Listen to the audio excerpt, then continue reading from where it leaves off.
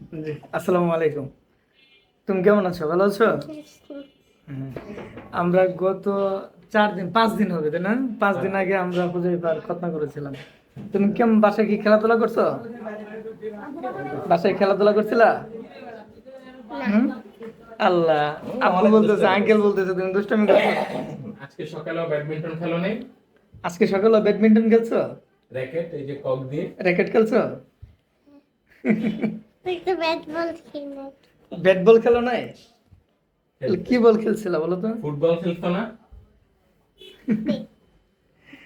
বিষয় যেটা হলো যে এই ডিভাইস কসমেটিক্স খতনার ক্ষেত্রে খতনাটা যদি সুন্দরভাবে হয়, এটা থেকে এত বেনিফিট পাওয়া যায় যে যে বাবু খতনার আগে খতনার পরে যে একই রকম ছিল, এটা থাকার কারণ হচ্ছে যে আমরা যখন তাকে অবশ করা হয়েছিল, অবসের সময় আমরা তাকে খুব অল্প অ্যানেস্থেসিয়া দিয়ে অবশ করছিলাম, হ্যাঁ? যার কারণে ফুলে নাই মনে হয় তেমন, একদম অল্প ফুলছে না। লোকাল অ্যানেস্থেসিয়া মেডিসিনটা যদি বেশি প্রয়োগ করা হয় সেক্ষেত্রে অনেক সময় আমরা দেখি যে ফোলার পরিমাণটা একটু বেড়ে যায় কারো কারো ক্ষেত্রে। কিন্তু নর্মালি আলহামদুলিল্লাহ এমনিতে বাবু খুব ফিট থাকে। সাপোসিটরি কি লাগছিল ব্যথার? না, আর লাগে না। ব্যথা ব্যথার আর এরকম কোনো ভাবে ওষুধ লাগে থাকে না। না। একটু ব্যথা বলছে পরে যেটা ব্যথা মানে আমি বাসায় বের হয়ে গেছিলাম তো বাইরে থাকতে বলছে যে ওদের ব্যথা বলতেছে পরে গায়ে দেখি প্রথম দিন তো ভয়ে বাবা আসো প্রস্রাব করে একটু দেখি যে প্রস্রাব কিভাবে করবে। প্রস্রাব বা আমি প্রস্রাব ভালো হলে প্রস্রাব করবো ভালো হলে একটু দেখি